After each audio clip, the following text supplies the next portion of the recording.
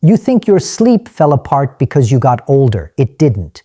Your sleep fell apart because two completely different systems, one your grandmother could have named without ever seeing a lab, one a Berkeley sleep lab just spent 20 years proving, both start running low at almost exactly the same age. Nobody ever showed you how they overlap. I'm going to show you tonight. Stick around because three things are coming. Around the halfway mark, I'm going to bust the biggest melatonin myth almost everyone over 55 believes, and tell you honestly what the actual research says. A little later, I'll walk you through the 2 hours that both ancient Chinese medicine and modern sleep labs independently identified as the most important repair window of your entire night. That part genuinely surprised me when I first found it. And at the very end, I'll give you one 2-minute test you can do tonight to figure out which part of this system is actually failing you. Here's the frame we're using tonight. Traditional Chinese medicine maps a 24-hour organ clock, where different 2-hour windows are said to correspond to different organ systems being most active. I want to be upfront with you. This is a traditional framework, thousands of years old, not a clinical diagnosis, and I'm not going to pretend otherwise. But here's what's interesting. When you lay that ancient clock next to what modern sleep researchers have measured in labs hour by hour, several of the windows line up in ways that are hard to ignore. So we're going to walk from 5 in the afternoon to 3 in the morning, hour by hour. And at each stop, I'll tell you what the tradition says, what the modern research actually says, and where the two shake hands. 5 to 7 p.m., the kidney hour. Picture this. You get home, you sit down, your lower back is aching a little, your feet are cold, and honestly, all you want to do is close your eyes on the couch for 20 minutes. In Chinese medicine, this window is associated with the kidney system. And in this tradition, the kidneys don't just filter blood, they're said to store your core reserve, your jing, the thing that's supposed to explain why aging bodies run out of gas faster in the late afternoon. Again, that's the traditional explanation, not a medical one. Here's where modern science actually agrees on the symptom, even if it disagrees on the mechanism. Sleep researchers have documented a real afternoon dip in body temperature, roughly between 1 and 3, that triggers a small, natural release of melatonin, which is exactly why almost everyone gets sleepy in that window. And in adults over 55 specifically, that unplanned couch nap is far more likely to turn into an hour or two, which quietly steals the sleep pressure you need to fall asleep well that night. So notice, right now, think back to yesterday. Did you nap on the couch without meaning to? That's your answer key for tonight. The cost. An unplanned nap in this window is one of the single most common, least talked about reasons people over 55 lie awake at 11 wondering what's wrong with them. The shift. If you feel that afternoon pull, get outside instead of onto the couch. 10 minutes of daylight and movement uses that same window productively instead of borrowing against tonight. 5, 7 to 9 p.m., the Pericardium Hour. This is dinner. Maybe the news, maybe an argument about something small, maybe scrolling through your phone while it's on in the background. Traditionally, this window is linked to the pericardium, described as the guardian around the heart. And the heart, in this system, is said to house something called Shen, often translated as spirit or mental clarity. The idea is that anything emotionally loud in this window, conflict, bad news, doom scrolling, scatters that Shen right when it needs to start settling. Now here's the modern overlap, and this one isn't philosophy, it's measurable. Emotionally activating content and screen light in the evening genuinely raise cortisol and delay the release of melatonin, your body's actual signal that it's nighttime. That's not tradition. That's been shown repeatedly in sleep labs. Check your phone right now. Is the screen bright or has it dimmed itself for evening? If you haven't set that up, pause and do it after this video. The cost.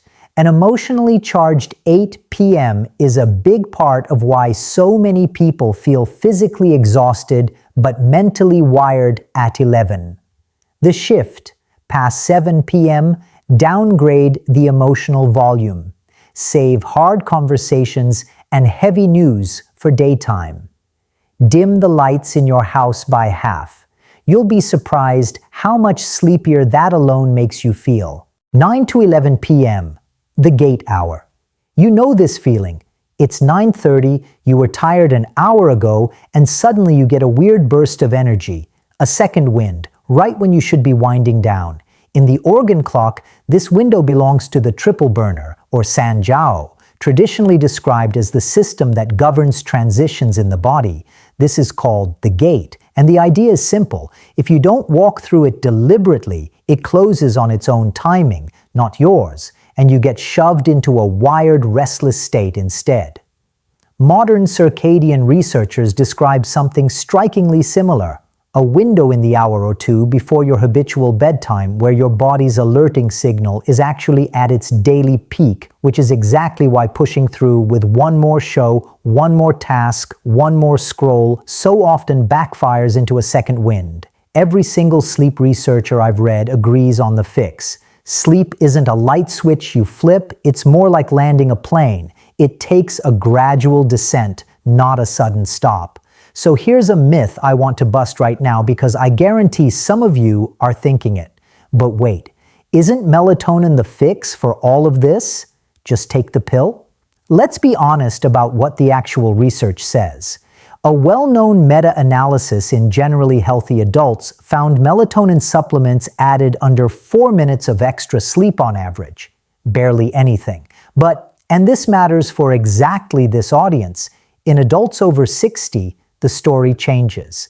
The gland that produces your natural melatonin can become less responsive with age, so supplementation tends to help more in this group specifically, and low doses, around 1/10 to 1/3 of a milligram, taken with your doctor's input given how melatonin can interact with blood pressure and mood medications, appear to work better than the 5 and 10 milligram bottles on the pharmacy shelf.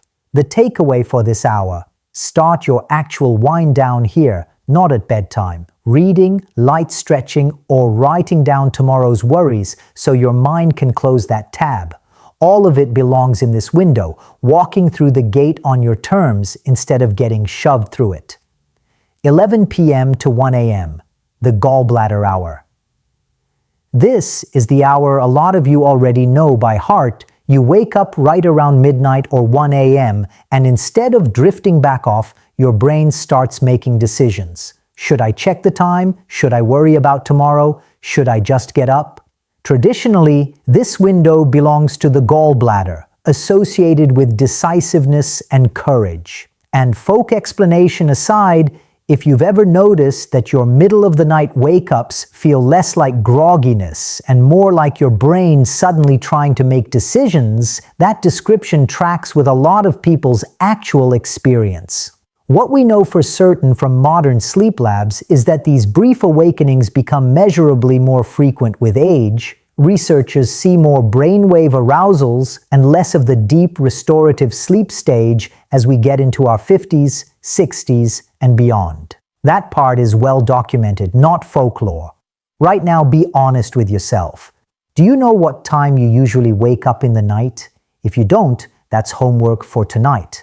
The cost: checking the clock in this window is one of the worst things you can do. Knowing it's 1:47 a.m.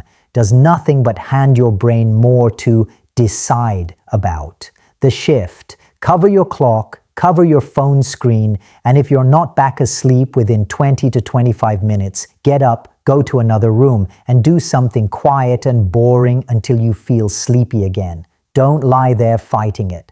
1 to 3 a.m., the liver hour, the peak. And now we get to the 2 hours I actually think are the most remarkable thing in this whole video. In Chinese medicine, 1 to 3 a.m. belongs to the liver. And in this tradition, the liver is said to store the blood, and during sleep, blood is said to return to the liver to be cleansed and renewed, restoring something called the hun, sometimes translated as the ethereal soul, the part of you responsible for vision, planning, and a sense of direction in your life. I'll say it plainly, that's a philosophical framework built on centuries of observation, not a mechanism you'll find in a biology textbook. But here is what modern sleep science, working with zero knowledge of that tradition, independently discovered about that exact same window. The second half of the night is when REM sleep dominates, and it's during this stretch that researchers have measured the release of growth hormone and, in men, peak testosterone. This is also, physiologically, when your deepest emotional and memory processing happens. REM sleep has been described by sleep scientists as a kind of overnight therapy. Two completely different civilizations, separated by thousands of years and zero contact with each other, both pointed at the exact same 2 hours of the night and said, "This is where the real repair happens." That is not something I can explain away as coincidence. I just think it's worth sitting with for a second, which means the real cost of a broken night isn't just feeling tired. Fragment this specific window through late alcohol, late caffeine, or a too warm bedroom. And both traditions agree you're not just losing sleep, you're losing the repair. Myth bust number 2, 11:30 to 12:15. Now, before you panic and think one bad night has ruined you, it hasn't. Here's the honest myth bust. Your brain doesn't let this window disappear without a fight. Sleep researchers have shown that after a night of disrupted REM sleep, the brain partially compensates the following night, pushing more REM sleep into that recovery period. It won't get back everything, but it gets back a meaningful amount. So if you had one rough night this week, the single worst thing you can do is panic. Nap all day to compensate, load up on extra caffeine to push through, or go to bed 2 hours early tonight to catch up. All three of those actually make the next night worse. The right move after a bad night is almost boring. Keep your normal schedule and let your body's own repair mechanism do its job. 10. The practical tool, 12:15 to 14:30. So here's your reward for making it this far, something you can actually use tonight. Not just information. On the inside of your wrist, right at the crease in line with your pinky finger, there's a point Chinese medicine has used for insomnia for over 1,000 years, called Shenmen, which translates roughly to spirit gate. I want to be fully honest with you. Modern research on acupressure for insomnia is still limited, and the quality of that research is mixed. Some small studies show modest improvement, others show little effect. It is not a proven cure, but it's also completely free, takes 30 seconds, and carries essentially zero risk, which is more than you can say for most sleep aids on a pharmacy shelf. Try it right now with me. Find that crease on your wrist, press gently with your thumb, and hold for about 30 seconds while you breathe slowly. Pair it with something that does have strong, direct physiological backing, a longer exhale than inhale. Breathe in for 4 counts, out for 6 to 8. That extended exhale activates your parasympathetic nervous system, the actual rest side of your nervous system.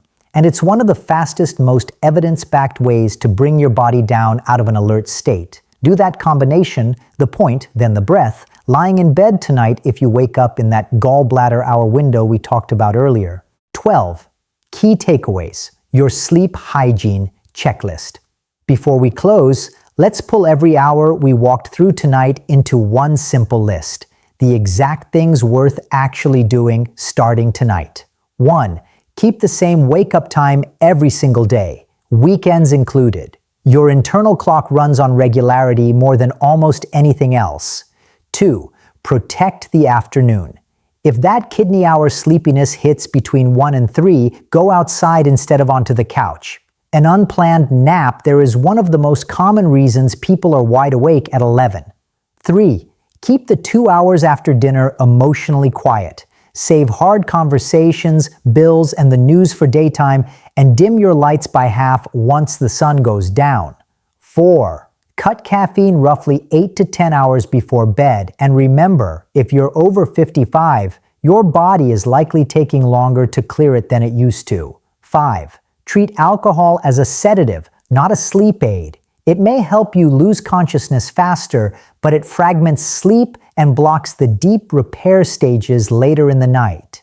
6. Keep the bedroom cool, around 65 to 68 degrees, and as dark as you can get it. Both of those single-handedly do more for sleep than most supplements on the market. 7. Start winding down a full hour before bed, reading, stretching, or writing down tomorrow's worries. So you walk through that 9 o'clock gate instead of getting shoved through it. 8. If you wake in the night, don't check the clock. Try the wrist point and the slow exhale we practiced, and if 25 minutes pass and you're still awake, get up and do something quiet in another room. 9. If you're going to try melatonin or magnesium, start low and loop in your doctor first, especially if you're on other medications. And 10. After a bad night, do nothing dramatic. Don't nap all day, don't load up on extra caffeine, and don't go to bed early to compensate. Just keep your normal rhythm and let your body's own repair system catch back up. That's the whole list. You don't need to do all 10 perfectly tonight. Pick the 1 or 2 that hit closest to home and start there. Here's why I actually care whether you get this right. Good sleep after 55 isn't about looking rested or feeling a little less groggy in the morning. It's about whether you're sharp enough to keep driving the grandkids to school yourself. It's about having the patience left at the end of the day for the people who need it from you. It's about staying the version of yourself that doesn't have to ask for help yet, the one who's still fully in charge of their own life. That's what's actually on the other side of a good night's sleep, and it's worth protecting on purpose, 1 hour of that clock at a time. So tell me honestly, of the windows we covered tonight, which hour is actually yours? Are you the person nodding off on the couch at 6 or the one wide awake at 1 in the morning? Put the hour in the comments. I read every single one, and I'll be back next week to go deeper on whichever window you're all telling me is the problem. See you next time, and until then, walk confidently and tell someone you love them.